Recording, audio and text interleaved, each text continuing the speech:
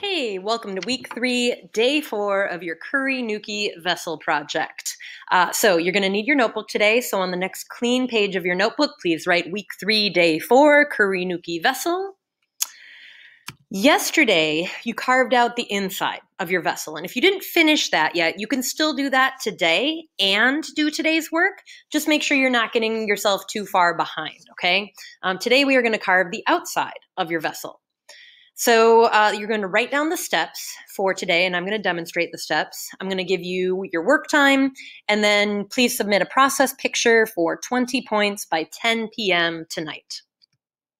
So please write down these 10 steps. Actually, there's only 9 because I misnumbered them. So write down these 9 steps in your notebook. Pause the video. Take as long as you need.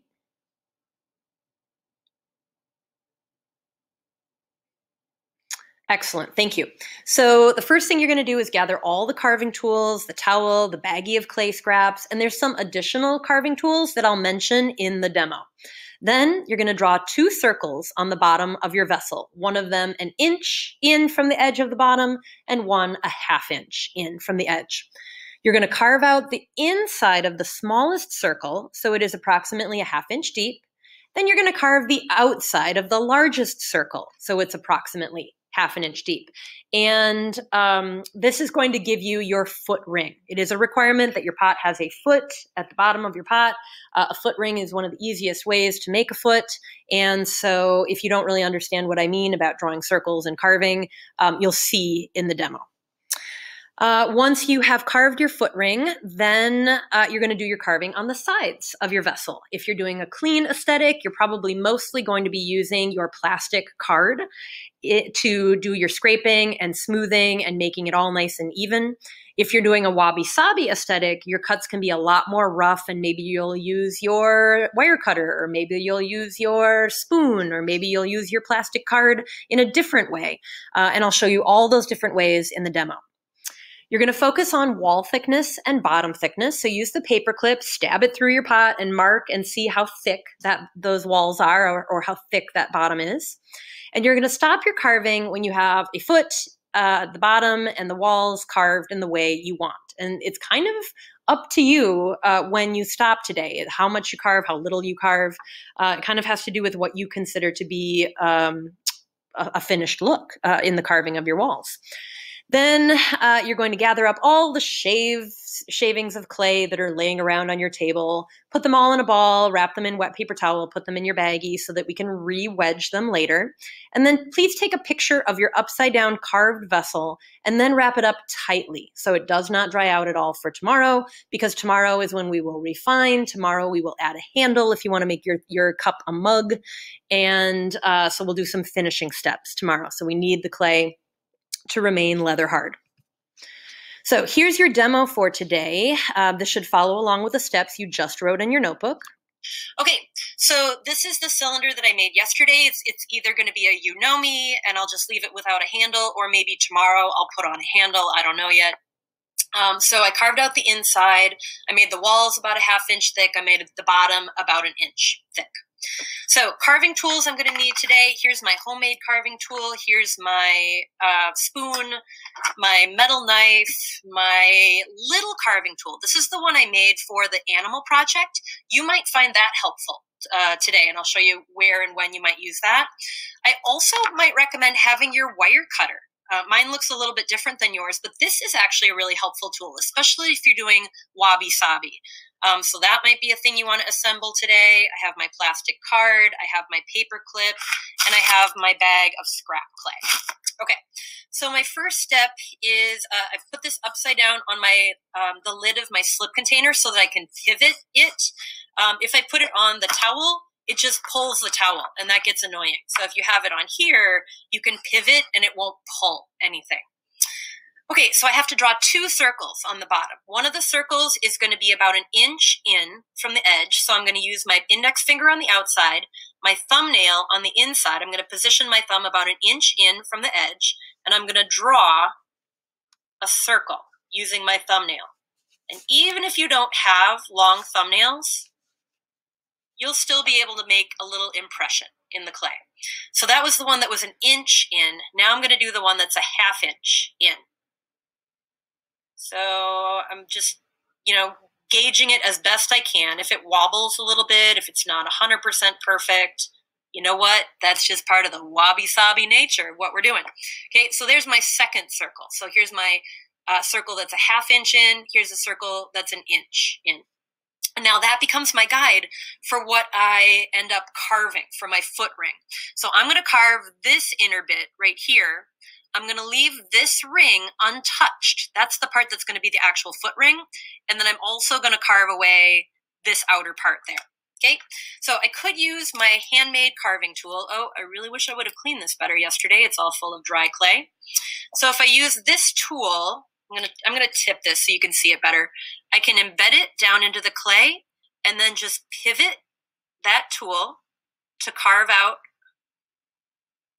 the center of my foot ring.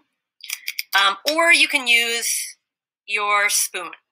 So I'll do the second bit with the spoon. I'm just turning the pot, holding the spoon in the same spot until I have the inside of that foot ring carved down about a ½ inch.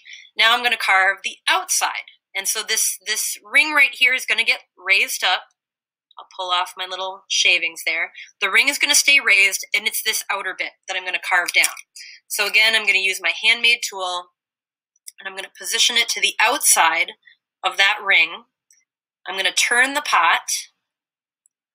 The tool is just staying in the same place. I'm going as slow as I can so I can be really steady so my hand doesn't jiggle around and make cuts that I don't want. Okay, so now you can see how this is a foot ring. It's standing up higher than everything else. However, I did not carve that very evenly, so it's lower here than it is on this side. Maybe you can see it here. See, this is higher here, lower here. So I'm just gonna try and level that out and get that to be a little bit more consistent on all sides. Now I know this foot ring is really sharp looking, and this is what I was warning you about. Like that sharpness, obviously that's not gonna stay. We're not going to let it be that sharp forever. I'm just going to use my fingers to kind of tuck some of that sharpness back in. But just know we will come back and we'll smooth that later with a sponge and even it out. It's just a little bit too soft today. So I don't want to add any extra moisture by smoothing it with a sponge today. So I'm just doing a little bit more cleanup, and then I'll be ready to start carving down the sides of my pot.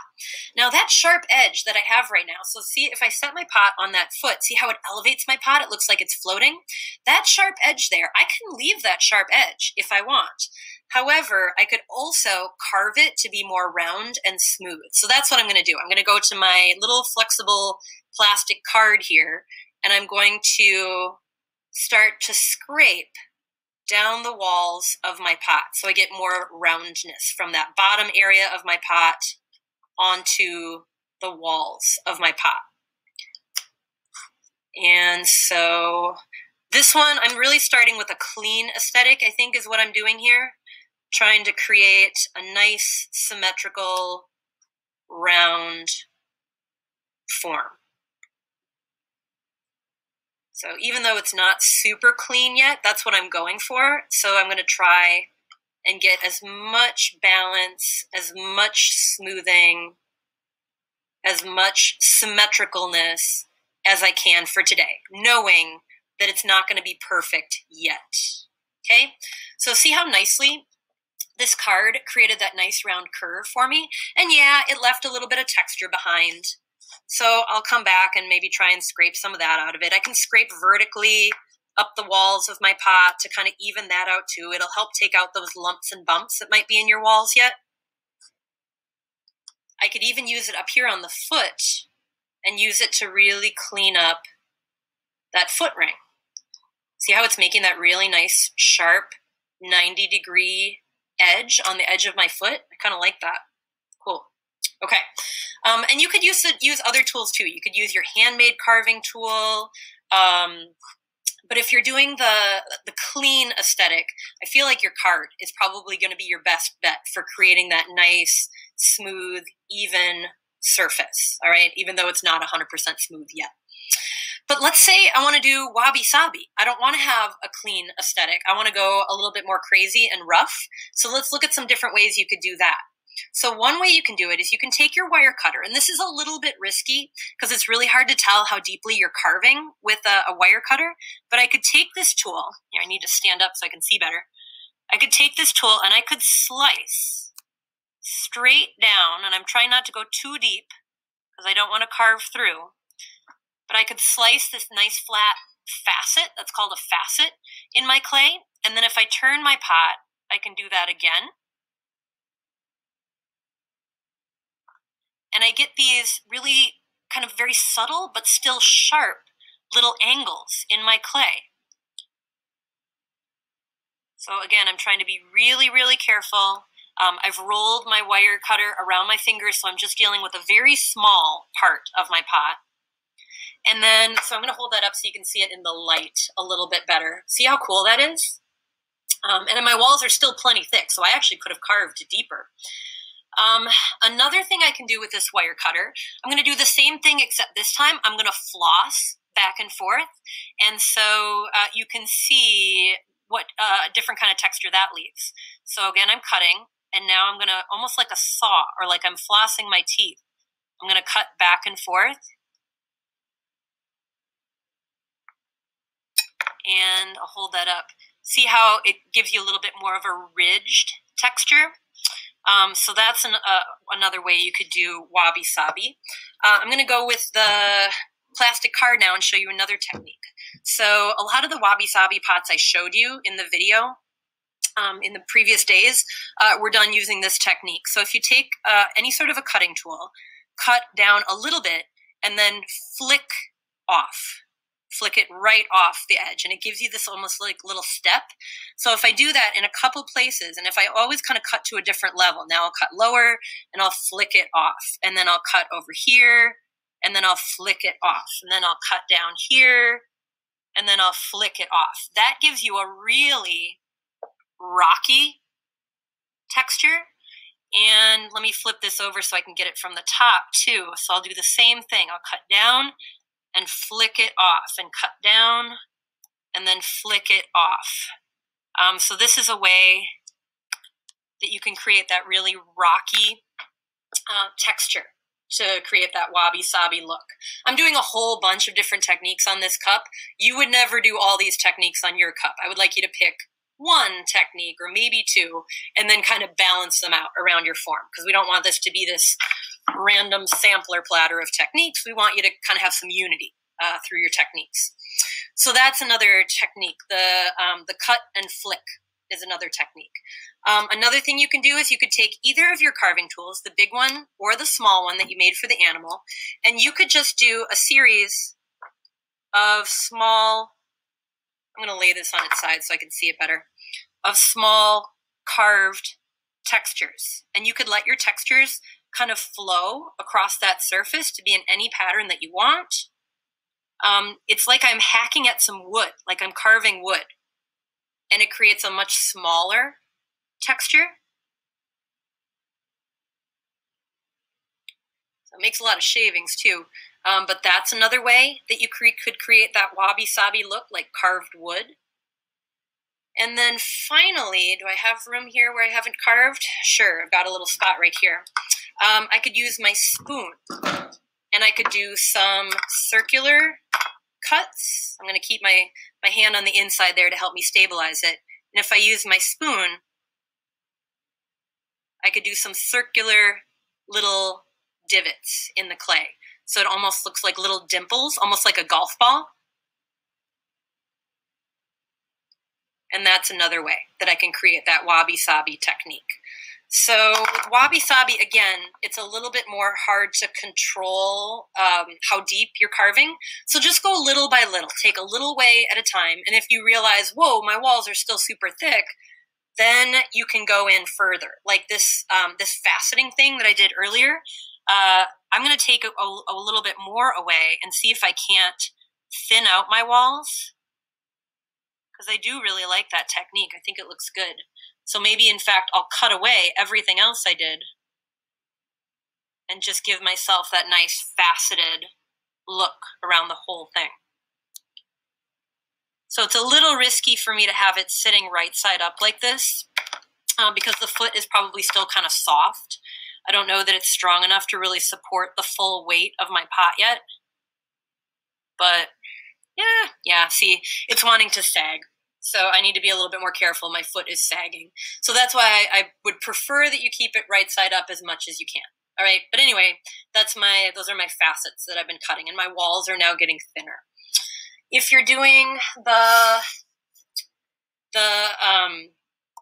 clean aesthetic, this is one that I did earlier today. And so this is the clean aesthetic. It's relatively symmetrical. I'm going to do some smoothing to it yet. I also did some pinching on my clean aesthetic cup. You can't really do pinching on the wabi sabi. It just doesn't work as well because your walls aren't going to be probably very consistent to be able to pinch them. But if you're doing the clean aesthetic, you can pinch your walls a little bit to thin them out and to make your cup wider or taller so it would hold more beverage. So I just did a little bit of pinching here. And then one other piece that I did earlier today, this is a chawan that I made earlier today that's wabi sabi. And I did some cuts in the foot too. Granted, this is a square shape, so the foot was a square, but then I cut out these little segments of the foot. So even the foot is wabi sabi. And now it sits on the tabletop and there's those little spaces underneath there. And I did this technique. This is the one I did with the plastic card. I chopped and then flicked. So whatever technique it is that you choose, whatever carving that you do today, when you take your picture, I want you to take a 3/4 picture. So that would be like the view that you're seeing right now, a view where I can see the bottom and the side at the same time. If you just show me this picture, then I can't see the sides. If you just show me this picture, then I can't see the bottom. So I want to see a 3/4 view where I can see the bottom and the sides, at least one side, at the same time. So, you know, something like that, a view that would be 3/4 where I can see the bottom and the sides. Then all of this extra clay, look how much clay this is. This is so much clay. All this clay I hacked off of there. I'm going to wad it up. Get all these little shards in there. You're going to wrap that up in your damp paper towel, and you're going to put that with your clay from yesterday, and you're going to wad it all up in your paper towel and put it in your bag. Now, I have so much clay in here that I need to get another additional bag, so I'll do that in a little bit. Just don't forget, like, don't waste this clay. This could be enough clay for your whole next project that we're working on. So make sure that this doesn't go to waste by drying it out. Then make sure you clean up all your tools. Any last bits of clay that are on your towel, just fold that up and dump it in the garbage or shake it outside. And then make sure that your project, once you're done photographing it, put it back on its tray. I just have 3 of them because I've done all these demos now today. And then seal that up tightly so no air can get to it till tomorrow. All right, that is your process for today. All right, so before I leave you to get started today, I just want to make you aware of a few things. Today's work, today's steps that you just watched will probably be either the most fun and soothing of the steps you've done so far because it's so free and there's not like a right or wrong way to do it. Or it might be really frustrating and maddening for you because, again, there's no right or wrong way to do it. So it's really hard to know if you're doing it right or not. So I did want to warn you about that you might experience some frustration, but I just ask you to be patient with the process and patient with yourself. You might accidentally carve through your cup, and that's okay. Your clay is still leather hard. So just take a new piece of clay and slip and score it over that hole that you accidentally carved, and it'll be fine. No one will know except for you. Be gentle on the clay. Don't push on it too hard or you may dent it, but also be gentle on yourself. Like if you are not feeling right about it, like it's not working out, step away from it for a little bit and then come back and then try it again. Just realize there is no right or wrong way to do this. So if you think that you're not doing it right, chances are you actually are doing it right. So it's meant for you to explore shapes and angles and textures and different techniques. And there's not necessarily a right or wrong look. And then finally, this is going to sound super hippy dippy, artsy fartsy, but I want you to go slow and let the clay speak to you. So if the clay seems really heavy and thick yet, see what you can do to shave it down and lighten it up so it can feel visually lighter and physically lighter. Let the clay tell you if it needs another cut there to be balanced or another scrape there to be smoothed. And let the form really speak to you. Spend a lot of time looking at it so that you really have a good sense of what looks pleasing to you and then what just looks like it still needs more work. Okay, so let that clay tell you what it needs. All right, that is it for today. I'm sorry some of you are getting this video way, way late. I apologize. Let me know if you have any questions. All right, thank you so much, folks. Have a really good day.